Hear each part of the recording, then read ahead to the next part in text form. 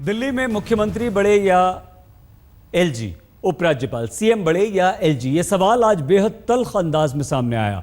दिल्ली के मुख्य सचिव छुट्टी पर गए तो उनकी जगह अतिरिक्त जिम्मेदारी किसी को दी जाए, इसे लेकर सीएम केजरीवाल और उपराज्यपाल नजीब जंग के बीच सीधी टक्कर हो गई।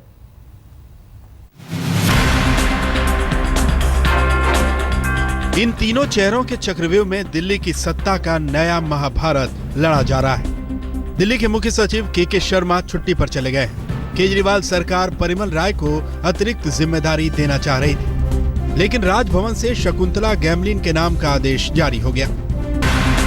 सवाल सिर्फ 15 दिनों के लिए मुख्य सचिव पद पर किसी अफसर की बहाली का है, लेकिन सचिवालय और राजभवन के बीच अविश्वास इतना गहरा है कि दोनों संवैधानिक अधिकार की तलवार लेकर खड़े हो गए हैं। लड़ाई सीधी है और चपेट में दिल्ली। संविधान किसे हक देगा, ये तो बहस का विषय है, लेकिन चोट तो दिल्ली के हितों पर ही हो रही है। दिल्ली से कुमार कुणाल के साथ आज तक ब्यूरो। केजरीवाल गुस्से में हैं। अब क्या कर रहे हैं, किस तरह से दो हाथ कर रहे हैं। केजरीवाल ने सीधे एलजी को खत लिखा है, दो टूक कहा है कि मुख्य सचिव की जगह अतिरिक्त जिम्मेदारी किसे दें, ये सोचना सरकार का काम है। तो एलजी के फैसले को असंवैधानिक कहा है, राष्ट्रपति से मुलाकात का वक्त मांगा है।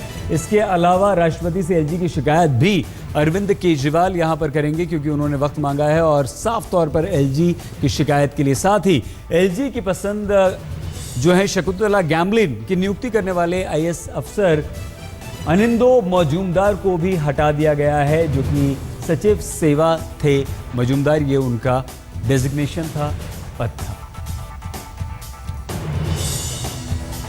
तो सत्ता पर वर्चस्व की लड़ाई में अधिकारों की लक्ष्मण रेखा जो है वो साफ साफ दिखाई दी गई है। हम आपको बताएं कि किस तरह से सरकार कह रही है कि एलजी की जो नियुक्ति है वो उसका अधिकार नहीं है, लेकिन उपराज्यपाल ये कहते हैं कि अनुच्छेद 239(a) के तहत अधिकार है।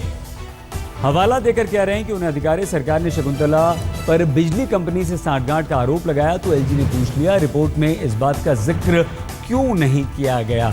शकुंतला पर लॉबिंग का आरोप लगाया तो एलजी ने उल्टे पूछ लिया कि सरकार यूं सार्वजनिक तौर पर किसी का नाम कैसे उछाल सकती है। मजूमदार को हटा दिया गया है, सचिव सेवा थे, ये सरकार की तरफ से हुआ। उपराज्यपाल ने आदेश को निरस्त किया और फिर से उन्हें बहाल करने के आदेश दिए।